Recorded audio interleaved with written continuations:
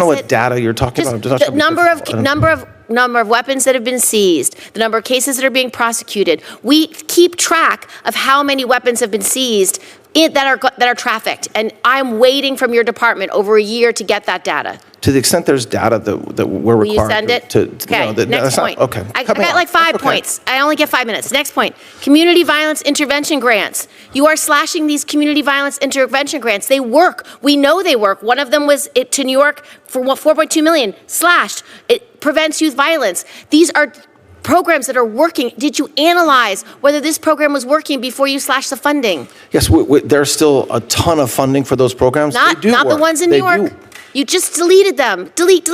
It's Senator Kirsten Gillibrand unleashed a relentless line of questioning after accusing the Justice Department of dismantling critical election security and public safety programs, and she refused to back down. Thank you, Mr. Attorney General, Acting Attorney General, for being here. Thank you. I've listened to your testimony today, and I have a concern about your focus. New York City was the site of the last major terrorist attack against the United States at 9/11. We benefit greatly from what you've mentioned, this whole of government approach, yes, where we integrate CIA, NSA, DOD, FBI, DOJ, all integrated seamlessly, NYPD, to keep our city safe. It's one of the biggest cities in the country. It's one of the most dynamic cities in the country, and our public safety is paramount.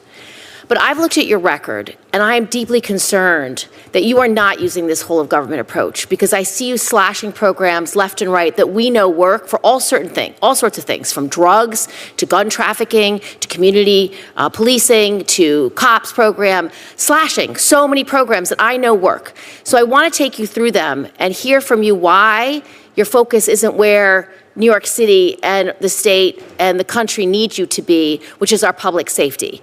So first of all, do you think that China, Iran, Russia want to do us harm and would undermine our elections? Yes. Why did you delete the whole department then that is supposed to protect against the undermining of our elections? We spend a ton of time, a ton of money, a ton of man hours, a ton of resources on that very issue. Yeah, but you canceled the FBI's Foreign Influence Task Force. That's a task force. That's literally just a group. It was you know what a task force is. That's not getting rid of anything. I was here in 2016. I know what happened. And after that, we did a whole of government approach. Yes. We put experts in at CISA. We put experts in at the FBI, and we put experts in at the Department of Defense. Together, whole of government approach, they went state by state by state to make sure that our electoral infrastructure was sound. However, your department and this administration has aggressively fired all the people that were put in charge of this. So they were the people at the FBI in charge of it. So why have you dismissed those operations? Where that failed, there were no state and local involved. It was all just a bunch of federal people, mostly out of Washington, D.C., okay? And the FBI agents were all Washington, D.C. The way they were agents, not around the country where we needed them. So the way that we're addressing it by closing down that task force is by having HSTF set up in every single, including in New York City.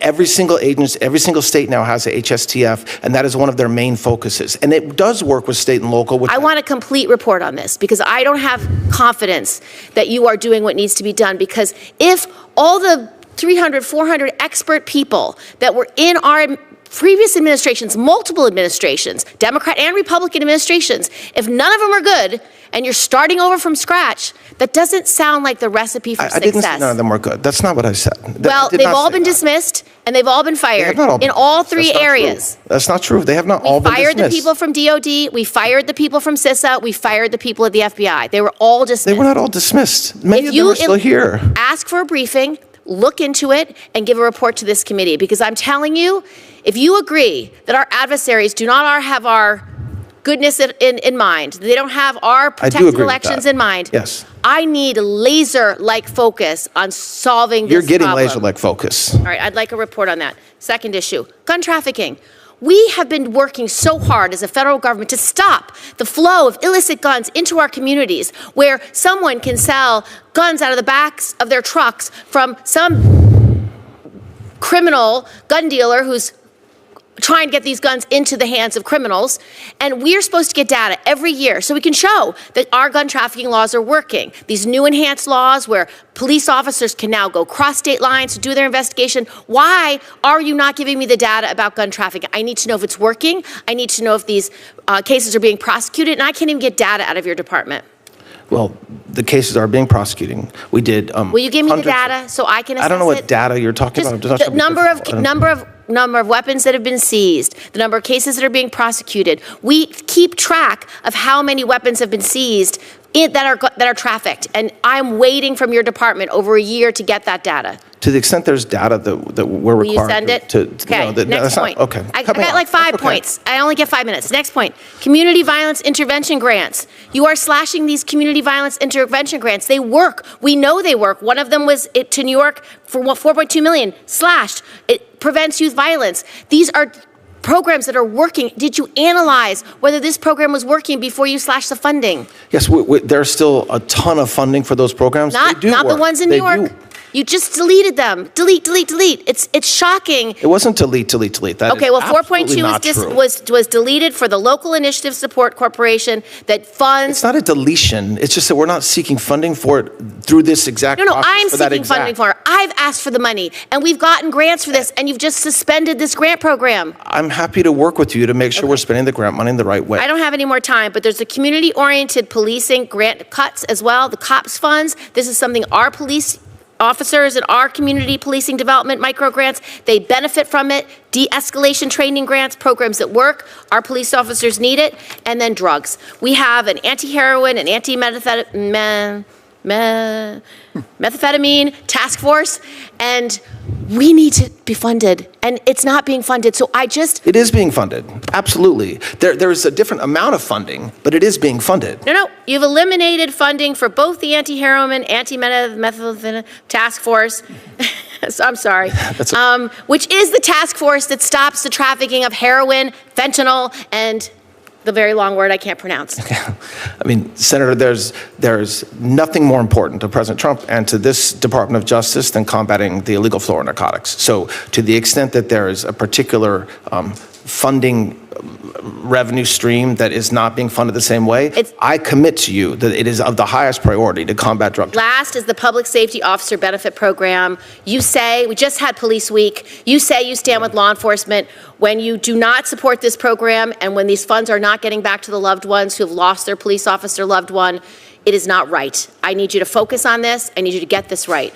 We're committed. Thank you, Senator.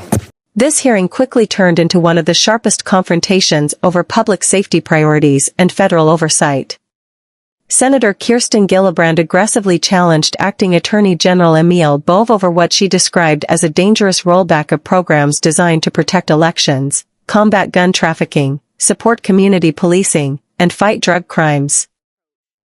From the start, Gillibrand framed the issue around New York City's experience after September 11th, arguing that national security depends on a coordinated whole-of-government strategy involving agencies like the FBI, DOJ, CIA, NSA, and local law enforcement. The most explosive portion of the hearing centered on election security. Gillibrand accused the administration of dismantling the very teams created after the 2016 election to counter foreign interference from countries like China, Iran, and Russia. She repeatedly pointed out that hundreds of experts had allegedly been dismissed across multiple agencies. Both pushed back, insisting that the government was simply restructuring operations through regional task forces instead of centralized Washington-based units. But Gillibrand was clearly unconvinced, demanding reports and warning that rebuilding entire systems from scratch was not a recipe for success. The confrontation intensified when the discussion shifted to gun trafficking and crime prevention grants. Gillibrand accused the DOJ of withholding data on seized illegal firearms and prosecutions tied to interstate trafficking operations. She argued that lawmakers cannot evaluate whether anti-trafficking laws are working without transparent reporting. The senator then pivoted to community violence intervention programs, criticizing the administration for cutting grants she claimed were proven to reduce youth violence and strengthen local policing partnerships. Her repeated phrase, delete, delete, delete, became one of the defining moments of the exchange. Another major flashpoint came over drug enforcement funding and support for law enforcement families. Gillibrand accused the administration of weakening anti-heroin and anti-methamphetamine task forces despite ongoing fentanyl and narcotics crises.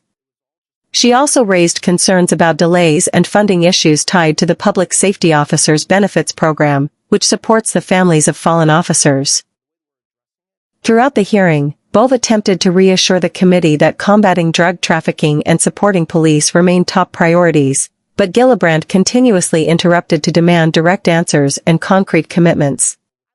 Ultimately, the hearing exposed a deeper political battle over federal spending, public safety strategy, and government accountability. Gillibrand's approach was relentless and confrontational, while Bove consistently tried to frame the changes as restructuring rather than elimination.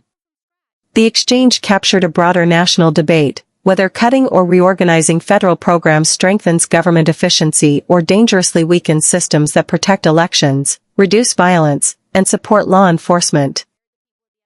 Regardless of political perspective, the hearing showcased the growing tension between oversight demands in Congress and executive branch decision-making.